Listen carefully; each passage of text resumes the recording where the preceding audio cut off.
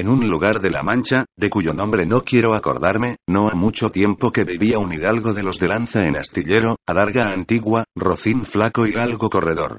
Una olla de algo más vaca que carnero, salpicón las más noches, duelos y quebrantos los sábados, lentejas los viernes, algún palomino de añadidura los domingos, consumían las 3 partes de su hacienda. El resto de ella concluían sayo de velarte, calzas de velludo para las fiestas con sus pantuflos de lo mismo, los días de entre semana se honraba con su vellorí de lo más fino. Tenía en su casa una ama que pasaba de los 40, y una sobrina que no llegaba a los 20, y un mozo de campo y plaza, que así ensillaba el rocín como tomaba la podalera. Frisaba la edad de nuestro hidalgo con los 50 años, era de complexión recia, seco de carnes, enjuto de rostro. Gran madrugador y amigo de la caza. Quieren decir que tenía el sobrenombre de Quijada o Quesada, que en esto hay alguna diferencia en los autores que de este caso escriben, aunque por conjeturas verosímiles se deja entender que se llama Quijana. Pero esto importa poco a nuestro cuento. Basta que en la narración de él no se salga un punto de la verdad. Es, pues, de saber, que este sobredicho hidalgo, los ratos que estaba ocioso que eran los más del año se daba a leer libros de caballerías con tanta afición y gusto, que olvidó casi de todo punto el ejercicio de la caza, y aun la administración de su hacienda. Y llegó a tanto su curiosidad y desatino en esto, que vendió muchas hanegas de tierra de sembradura, para comprar libros de caballerías en que leer. Y así llevó a su casa todos cuantos pudo haber de ellos. Y de todos ningunos le parecían tan bien como los que compuso el famoso Feliciano de Silva, porque la claridad de su prosa, y aquellas intrincadas razones suyas, le parecían de perlas. Y más cuando llegaba a leer aquellos requiebros y cartas de desafío, donde en muchas partes hallaba escrito la razón de la sinrazón que a mi razón se hace, de tal manera mi razón enflaquece, que con razón me quejo de la vuestra fermosura, y también cuando leía los altos cielos que de vuestra divinidad divinamente con las estrellas se fortifican, y os hacen merecedora del merecimiento que merece la vuestra grandeza.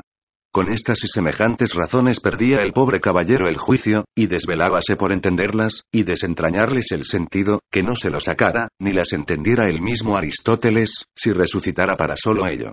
No estaba muy bien con las heridas que don Belianís daba y recibía, porque se imaginaba que por grandes maestros que le hubiesen curado, no dejaría de tener el rostro y todo el cuerpo lleno de cicatrices y señales. Pero con todo alababa en su autor aquel acabar su libro con la promesa de aquella inacabable aventura, y muchas veces le vino deseo de tomar la pluma, y darle fin al pie de la letra como allí se promete. Y sin duda alguna lo hiciera, y aun saliera con ello, si otros mayores y continuos pensamientos no se lo estorbarán.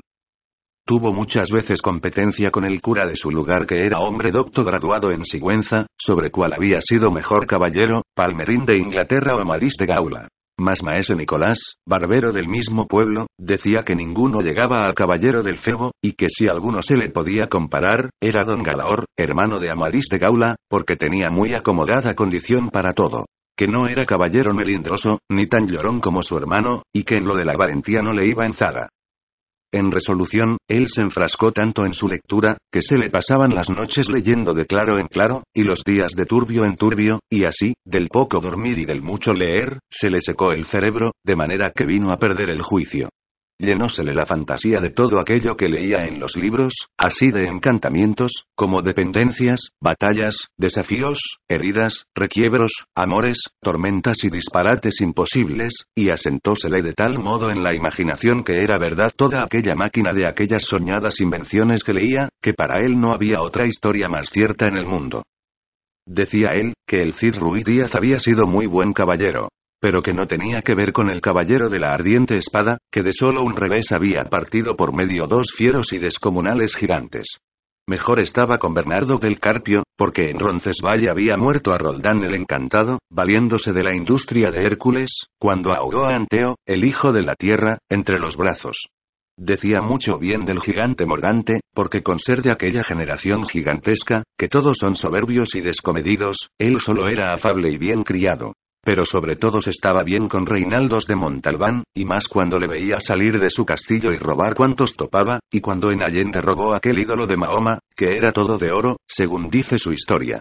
Diera él, por dar una mano de coces al traidor de Galalón, al ama que tenía y aun a su sobrina de añadidura. en efecto, rematado ya su juicio, vino a dar en el más extraño pensamiento que jamás dio loco en el mundo, y fue que le pareció convenible y necesario, así para el aumento de su honra, como para el servicio de su república, hacerse caballero andante, e irse por todo el mundo con sus armas y caballo a buscar las aventuras, y a ejercitarse en todo aquello que él había leído, que los caballeros andantes se ejercitaban, deshaciendo todo género de agravio, y poniéndose en ocasiones y peligros, donde acabándolos, cobrase eterno nombre y fama. Imaginábase el pobre ya coronado por el valor de su brazo por lo menos del imperio de Trapisonda, y así con estos tan agradables pensamientos, llevado del extraño gusto que en ellos sentía, se dio priesa a poner en efecto lo que deseaba. Y lo primero que hizo, fue limpiar unas armas, que habían sido de sus bisabuelos, que, tomadas de orín y llenas de moho, luengos siglos sabía que estaban puestas y olvidadas en un rincón. Limpiólas y aderezólas lo mejor que pudo. Pero vio que tenían una gran falta, y era que no tenía celada de encaje, sino morrión simple. Mas a esto suplió su industria, porque de cartones hizo un modo de media celada, que encajada con el morrión, hacía una apariencia de celada entera. Es verdad que para probar si era fuerte, y podía estar al riesgo de una cuchillada, sacó su espada, y le dio 2 golpes, y con el primero y en un punto deshizo lo que había hecho en una semana, y no dejó de parecerle mal la facilidad con que la había hecho pedazos, y por asegurarse ante peligro, lo tornó a hacer de nuevo, poniéndole unas barras de hierro por de dentro de tal manera, que él quedó satisfecho de su fortaleza. Y, sin querer hacer nueva experiencia de ella, la diputó y tuvo por celada finísima de encaje.